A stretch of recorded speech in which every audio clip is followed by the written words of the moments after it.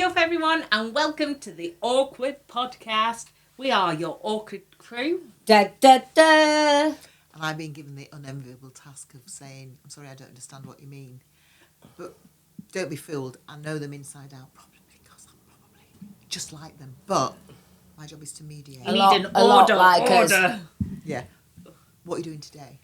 So, I want to know, is ADHD just attention seeking? Because we're talking all about meltdowns and feeling overloaded, overwhelmed. What it actually looks like when you genuinely have ADHD and autism. What is a meltdown? But most of all, the big question is ADHD just attention seeking?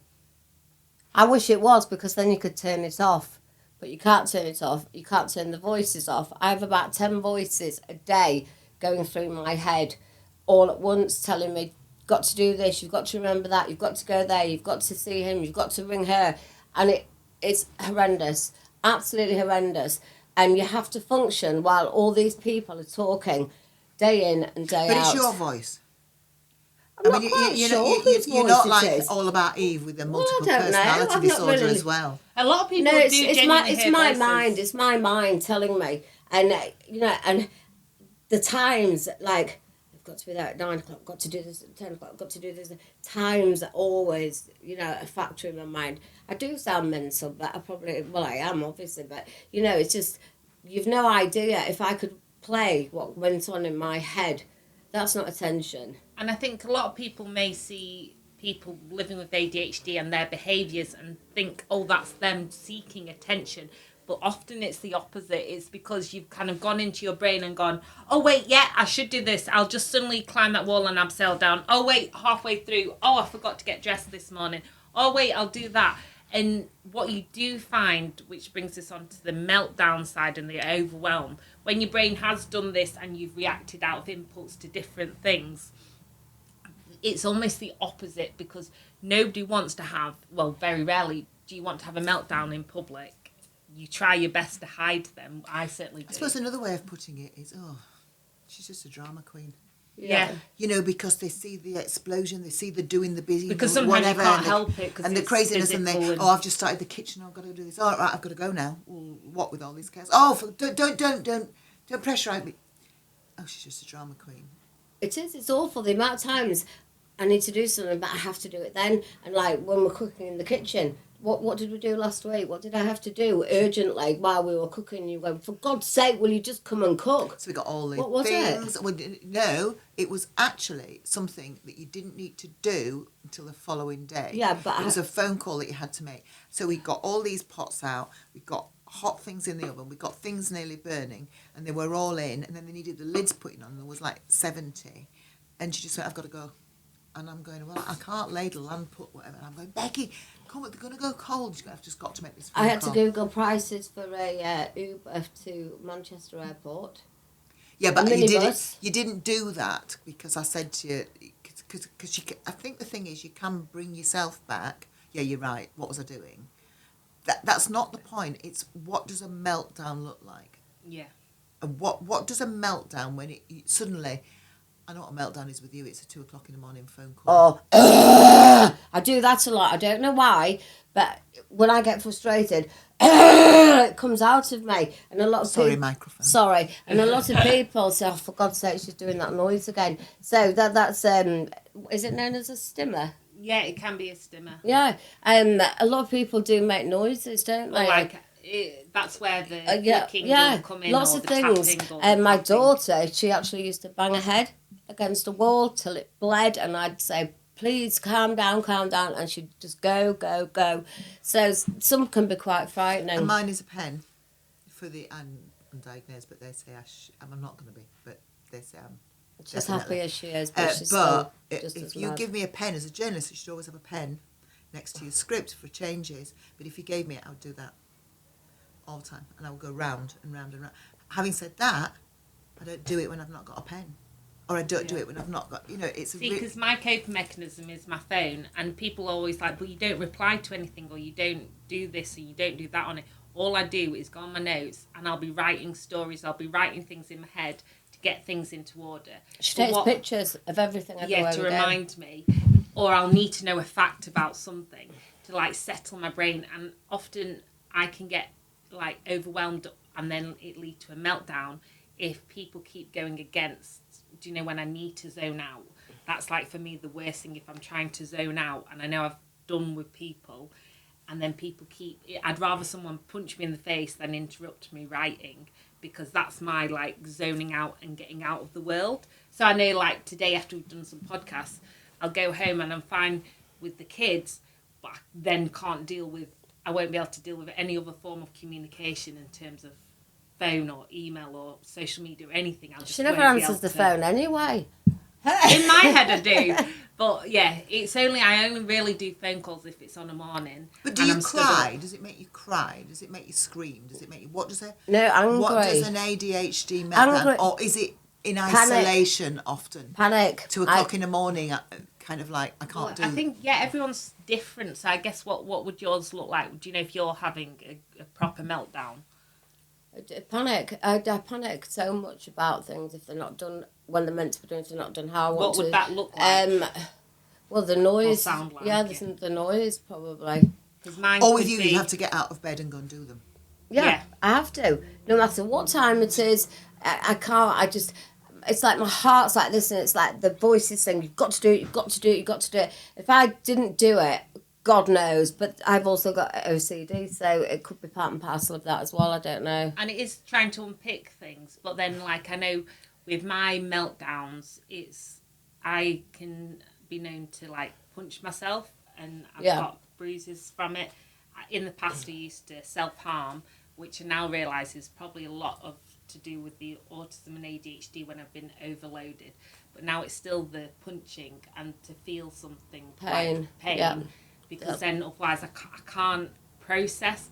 Now I've been learning like over kind of only past few months not to do that, but to try and do other things. That's where I get up and clean. So if I'm in bed and I start to feel it, or if I'm still, that's when I know I need to physically do something, whether it be exercise or just that's doing why I'm always something. on So the then go. I start to clean, I start to do stuff. And put on music, and for me, I need lots of different noise. But Music's from people, from like radio, thing. Music, TV, and to fill my brain and body with different things. Because if I don't have that time on my own, I can combust, and I literally can feel myself almost combusting. And that's where I'm sure I got all the chronic IBS, which put me in hospital, because if I didn't melt down in public because I was always masking, it would be almost internally where my stomach and would you be can feel it. I mean, I can sometimes feel this is so overwhelming. It's rising. Yeah. I don't know if it's going to rise in anger or bursting into tears or a pain in my chest, but you can almost feel it build like a volcano, and that's the times you get up and clean. Yeah, it's very physical. ADHD, autism, neurodivergent may be mental, but it's also very physical. When I'm dealing with a lot of clients, a lot of them have trauma. You know, have to go to court with some, I have to take them to hospital appointments.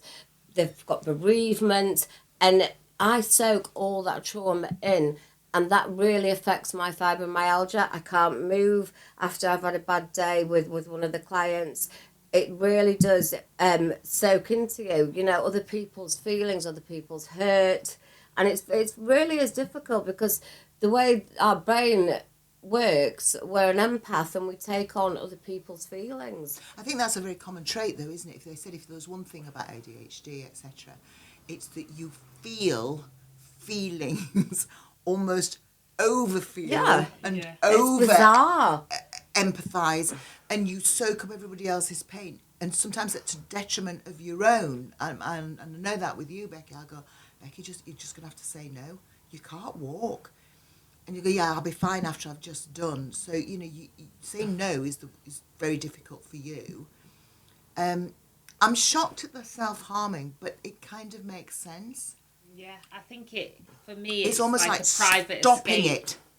And the daft thing is where the kind of myth of attention seeking comes in.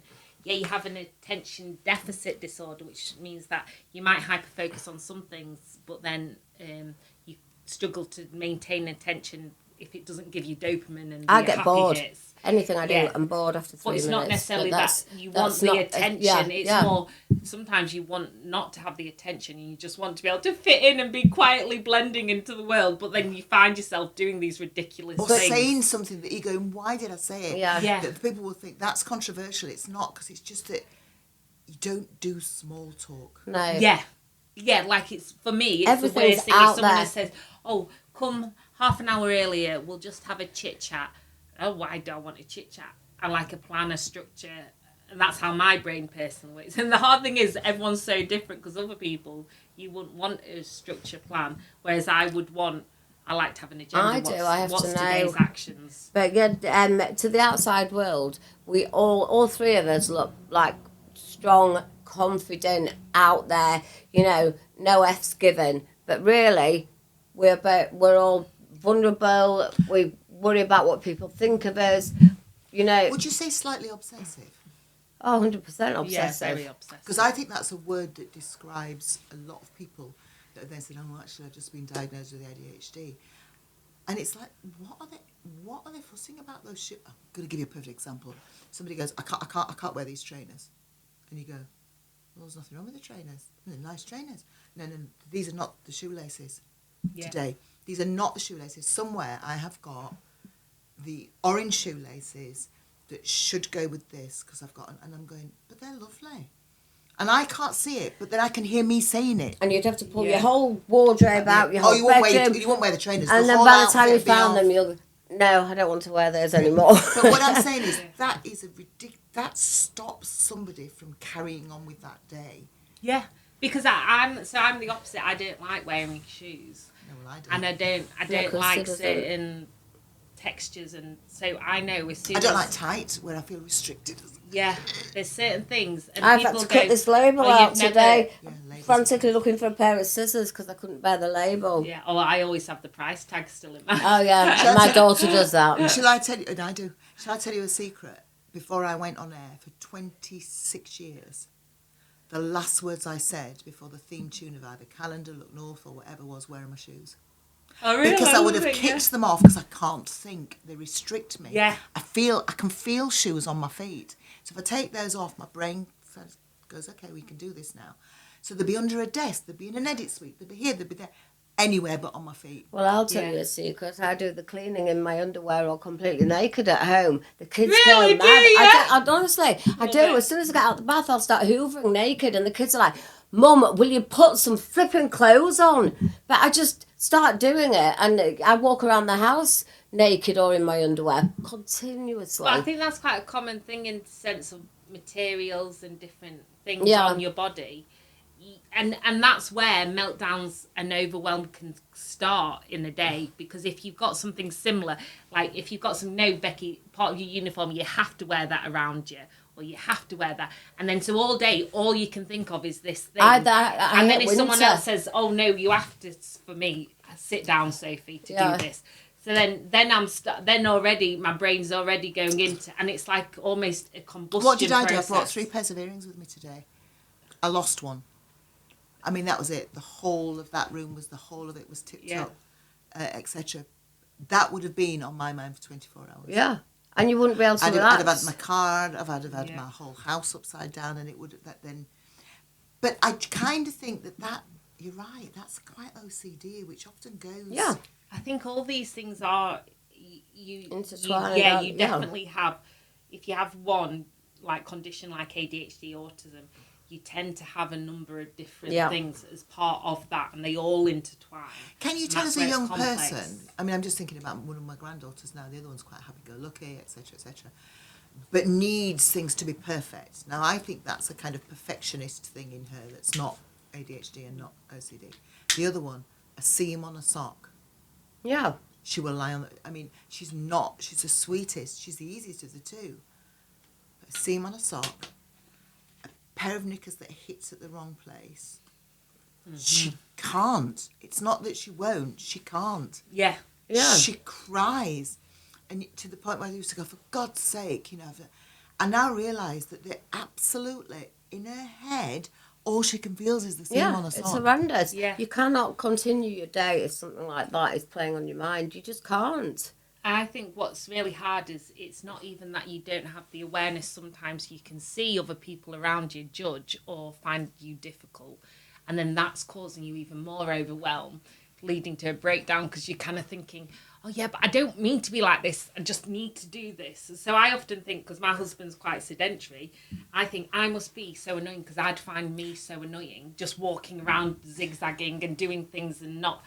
Whereas if he needs to have a conversation or to stop or show me something on his phone, I'm like, yeah, okay. I need to get off again. Yeah. Do you think that you said something then I could almost see you flinch? Difficult. Is it your dread that people misunderstand you and just label you as difficult? It's awful, I find, because I've heard myself a lot of times going, oh, it's my ADHD. Like apologising for yourself and having to vocalise that you've got ADHD when really you shouldn't have to. But especially when we're out together, because I feel embarrassed for us, but I also find it funny. You know, yeah, it's like we're living in two universes where you can see the odd. outside world and then what we're experiencing. And even more so when all three of us together, you can see everyone think, oh, well, then they kind of think, oh, well, they're rude. Yeah, and she's or what on earth are they doing? Like, do you know, and that is the thing. It's like I'll be there, like, half dressed and kind of clumsily go, oh. And then you'll be there going, sorry, my cappuccino or my iced latte isn't not hot enough. Yeah. And that, people must think I'm so rude, but I'm really not. And you know, but that's how I come across. But that's another thing that's awful, because in your brain and your mind, you're seeing how other people see you as well. And then you also can't drink that and drink. then you panic. Yeah. And so at 2:00 in the morning, that's when you go, I wish I could have been different today because I know that woman just... But I would panic if I wouldn't... Like, when we go out for a meal, they bring you cappuccino to the table and they haven't brought the sugar, and they go, do you want sugar? Well, yeah, but you could have brought the sugar at the same time and asked me, because now it's going to be cold by the time you get back with the sugar. Stupid things like that. I just can't. Whereas with me, if I've not got a glass of water before I've had the drink or food, like I never get people who serve food before drink. So there's certain processes for me that I'm like, no, I can't enjoy my coffee if I haven't. But you could literally cry. Yeah, because you just I make myself a cappuccino to put me to sleep on a night, and if I've gone upstairs and put the cappuccino on the side table, and like I'll say to Naomi, can you put the TV on? Purely because it's not laziness, it's because it's on the wall and you have to push the button. You can't do it with the Netflix remote, and it hurts me to climb over the bed to do it. So she does it every night, and then she'll go, just a minute. I'm like, my cappuccino's getting cold. Can you just come and do it? And honestly, if that's gone below temperature, oh my God, I will flip out, and I end up shouting at her. And I feel, what on earth are you carrying on about? Yeah, I mean, I can see it in both of you, but I can see that you laugh it off. And because you're like-minded and you kind of, we all, we might snap at you, might snap, I might snap, we might do whatever, and we just go whatever, and we'd never take offence. But I wondered how other people... Exactly, because we're used to it, and that's how we know our minds work. And how to pull you back. Like we were saying the other day, Becky, please don't make the phone call about a holiday that you're not having for 4 weeks that's not that urgent as 70 things going cold and we're setting off to do an outrage. Whereas, like yesterday, I knew I needed Becky's attention, so I knew that I had to let her find this ice cream parlour for her grandson first before we had our conversation about doing something, because I knew there's no point in me trying to... I've just got to find an ice cream parlour for Reggie for Christmas. But we were doing something. I just so knew she just that, went quiet. Because I actually needed you to focus. Yeah. So I was like, you just find that ice cream parlour and we'll come back to this. But does it grieve you? Do you sometimes suffer? Yeah, it's sad. Do you sometimes suffer from... it's exhausting. I know it's exhausting. But also, people don't really know me. They just see me as this crazy annoying, or chaotic or annoying person. Quite. It is. It's sad.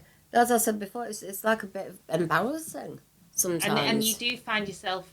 It's not like we don't reflect, because often when you do allow yourself to reflect, it's like if you reflect too much, you would never leave the house, because it's embarrassing, isn't it? Because it's really embarrassing. You find yourself in quite vulnerable or embarrassing situations. When you're on your own, you can think, why on earth did I behave like that? Yeah, which is why I think we all kind of get together often because you find You take the highlights off me. You look more. It's like, well, at least I'm not like Here's a I remember crazy one. shoes. Yeah. You just show off with your bobbles and your hair and your dresses. Yeah, I mean, I have to say the biggest OCD ADHD thing was you've got to wear purple. I hate purple. Not that you don't look lovely in it. It doesn't suit me. My complexion's far too red. That's overthinking. I've never worn purple. Well, you'll have to. But I can't. I've been known, like for your baby shower, I don't wear powder blue, to frantically go. If I was literally in TK Maxx going, have you got any purple? Have you got any purple? But look how proud you were when you arrived wearing blue. No, because it's stupid, because it's not my colour, is it? Whereas I don't even think about colours or dress or anything. I do that kind of thing. Maybe that's years on the telly. about. Maybe that's years on the telly of going, I don't like that. I just think because whilst we all have similar conditions, we're all wired differently in how they present, and that's what's really hard about a lot of disabilities is you could have, like, we could have the same condition, which we do in some ways, but not present in the same way. No, we counteract each other's conditions and we support each other where each other fails, the other one... Yeah, like you tell me, the dress code is bin liners, so I'll be like, if you just remind me to bring the bin, I wouldn't even question, I'd just come whatever. I'm like, but then if you then said, and then we're going to have an hour socialising before, then I'd be like, no. And then, or we're going to have an hour just doing things that aren't meaning. If I know that's happening, I'd be like, no, I can't get there until I'm doing it. I like my structure. Are you last minute, both of you? Yes, lastminute.com. Pre-planned, but always late. Yeah. Not quite late, but just on deadline. Yeah. Yeah. Just on deadline You for run work. in, run in, run out, job done. Next. But if it's not work, then it can just be in the ether of my brain. But how would you say, so to finish off, what do you think, if you feel yourself getting into that stage of, I am going to have a meltdown, are there ways people can kind of stop that? Music, I find, helps me. What? Music drives me insane. Does it's got to be the right music, and if it doesn't suit me, I flick through it until I find something that is, so I can get more agitated going, no. Yeah. My boredom threshold is like that. Well, as you know, I tend to listen to the same things. Donna Summer continuously. We both like Streisand. Whitney Houston, Barbara Streisand, all like big ballady type. But I can listen to something one day and it really calm me, and the next day really annoy me. Yeah. Yeah. But you know, when you're saying that, what do you do to counterbalance it? I know what your two answer is. You never stop. Well, you keep going. Yeah, so you just on to the next. Okay, that didn't quite work out as I thought, or they didn't really get what I was trying to say. What am I doing now? Yeah. And that's exhausting. That's the problem with medication, because it's amazing that it clears your brain, but you also feel like you've woken up after a really bad night on like beer or whatever, and you can just vaguely remember, you're like, oh no, I've caused all this chaos. And then when you're on medication, you can see it clearly. You're still like, well, I've committed to that course, I've paid for that, I've done that, I've committed to that. How do I actually start to do this and work out? And that's why I think support and medication, if it's needed for you, can really help, because you start to realise, actually, I can't physically, I'm just naturally responding to a ridiculous situation that I've put myself in, but I didn't put myself in when I was in a fit state. And that's the thing, it allows you to be kinder to yourself. Dopamine is a drug. It's the most powerful drug that we actually have in our body. That thrill, that doing, that being, that seeing, that that experiencing. And the one thing that's common to everybody diagnosed with ADHD is a lack of dopamine. Yeah. So it is a physical need as well as a mental result. Definitely. So feed me the happy pills. Anyway, let us know what you think, what has helped. And we don't condone taking pills. No, not those that you are not prescribed. No. I mean happy pills by moving, being energetic, doing different things. Yeah. Or finding other ways by being excessive to get the dopamine levels up, because it is a physical imbalance with everybody with ADHD, isn't it? That's what your body is craving. So that's why you can be crazy. And happy vibes only. No negative Nancy's on our watch. There we are. So do comment below and join us in our Facebook community, Awkward Podcast, and online all over Instagram, Facebook, TikTok, whatnot. We'd love to hear from you, as we are wanting this to be more of a community feel. It's not just about us, it's about you as well, and everyone getting involved, sharing their real life experience. Maybe we should do a whole thing of people saying, I feel this, you know, or asking, just reading out people's comments. Yeah. You have to put your name even, you know, just That's a by nice saying, idea. Yeah, you know, A definitely. Q&A. well, no, but just people saying, when I'm in this situation, this is how I feel. And then people won't feel that it's just they're alone. Because I think that's the worst thing with it, isn't it? When you're in your own little silo, your own little bubble, causing chaos, and then you think, "Oh my gosh, this is so embarrassing." So This is yeah, just leave me. your comments, leave your questions, leave your name, and we will write a list and respond in the next episode. Thank you.